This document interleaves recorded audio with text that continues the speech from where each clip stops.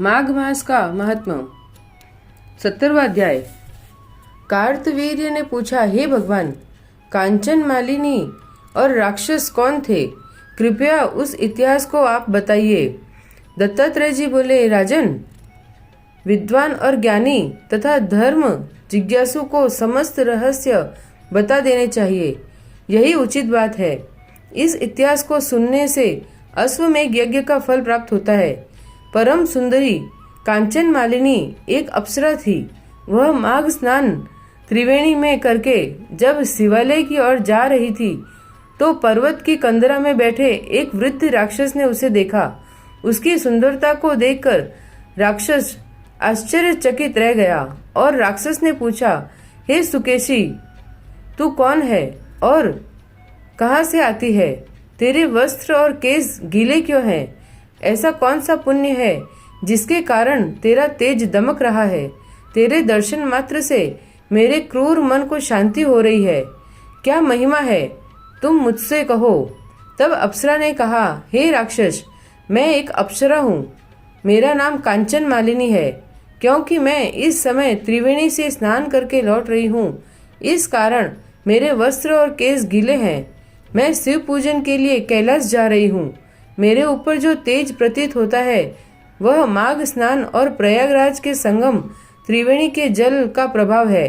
जिस पुण्य के प्रताप से मैं सुबुद्धि गंधर्व की कन्या पैदा और उमा की सखी हुई हूँ, उसका भी इतिहास तुम सुनो। पूर्व जन्म में मैं कलिंग राजा की प्रिय वैश्यी सुख संपत्ति के कारण मैं गर्व में फूली रहती। श्रेष्ठ सुंदरी होने के कारण सारा नगर मुझ पर मोहित था। मैंने इच्छा अनुसार भोग विलास किया और कामी पुरुषों के धन को मनमाने तरीके से ठगा। मेरे पास धन, वैभव और संपत्ति की कोई कमी नहीं थी।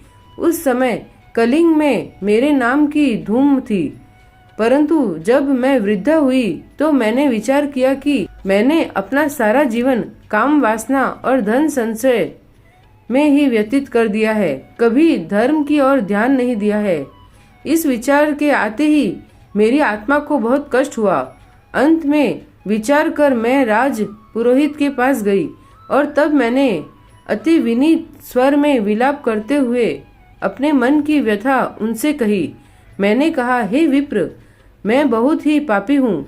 मैंने कभी भगवान के चरण कमलों को प्राप्त करने के लिए जप, तप, व्रत और पूजन नहीं किया है।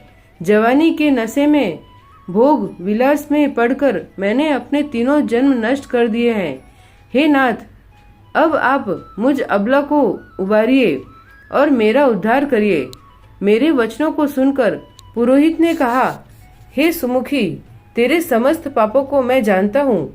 तूने जो पाप किए हैं उनसे सहज ही मुक्त होने का एक ही उपाय है कि तू प्रयागराज जा और अपने मन को निर्मल कर। तू त्रिवेणी में स्नान कर। तीर्थराज प्रयाग में ही यह शक्ति है कि वे तेरे सारे पापों को नष्ट कर सकते हैं। ऋषि जनों का यही कहना है कि प्रयागराज में माघ स्नान करने से प्राणों के समस्त पाप नष्ट हो जाते हैं। जयती तीर्थराज प्रयाग की। तीर्थों में प्रयागराज श्रेष्ठ है। भीरू, अब तू प्रयागराज के महत्व को सुनो। पुराने समय में देवराज इंद्र ने जब काम से पीड़ित होकर गौतम की परम सुंदरी पत्नी अहिल्या के साथ पापाचार किया तो क्रोध में भरकर ऋषि ने इंद्र को श्राप दिया। फलस्वरूप देवराज के समस्त शरीर पर हजारों भाग चिन्ह बन गए और उनका स्वरूप लज्जापूर्ण एवं कुरूप हो गया। तब मन में लज्जा को धारण किए मुंह नीचा करता देवराज इंद्र संसार की नजरों से बचता सुमेरु पर्वत पर जा पहुंचा। वहां 100 योजन लंबी सरोवर में खिले स्वर्ण कमलों को देख एक कमल के भरे हुए कोटर में छिप कर बैठ गया।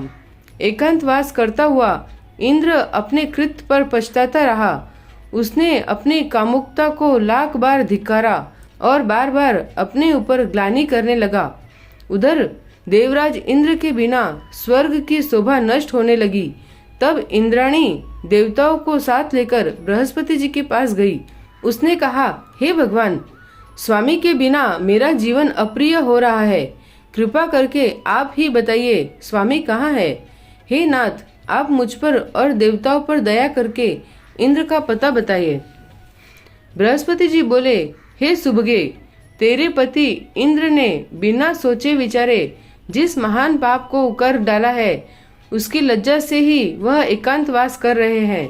इंद्र ने मद में आकर कर्म कुकर्म का विचार नहीं किया। उस दशा में वह क्षय करने वाले घृणित एवं प्रकट कुकर्म पर बैठा है। चलो मैं तुमको वह स्थान बताता हूँ जहाँ इस समय इंद्र छिपा बैठा है। तब बृहस्पति जी समस्त देवताओं एवं इंद्राणी सची को साथ लिए उस सरोवर के पास गए। वहां बृहस्पति ने इंद्र को समझाया। तब इंद्र को अपने स्थान से बाहर आना पड़ा। गुरु के सामने आते समय उसका मन ग्लानि से भरा था। वह अपने कुरूप पर लज्जित था और मन ही मन पछता रहा था। उसके नेत्र नीचे की ओर झुके हुए थे। उसने लपक कर गुरु के चरण पकड़ लिए और आंसू बहाते हुए कहा, हे देव, मैं तुम्हारी शरण में हूँ, मेरी रक्षा करो। मुझे ऐसा उपाय बताओ जिससे मैं इस श्राप से मुक्त हो सकूं। हे नाथ, मैंने बिना सोचे समझे जो भी अपराध किया है उससे आप ही मुक्त कर सकते हैं। मैं आपकी शरण में हूँ।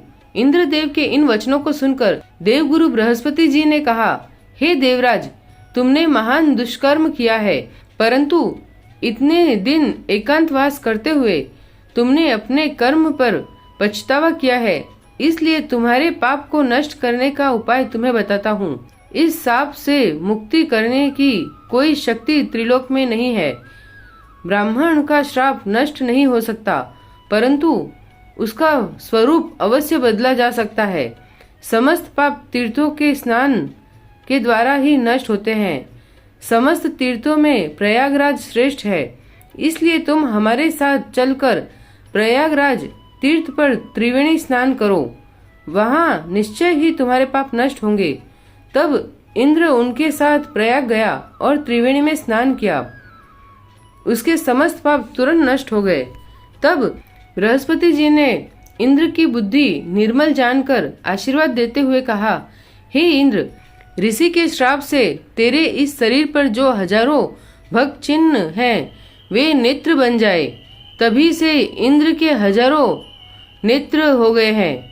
हे सुनयन, जिस प्रकार इंद्र त्रिवेणी में स्नान करने से निष्पाप हुआ, उसी तरह तेरे भी वहां स्नान करने पर पाप नष्ट हो जाएंगे। तू भी वहीं जाकर स्नान कर।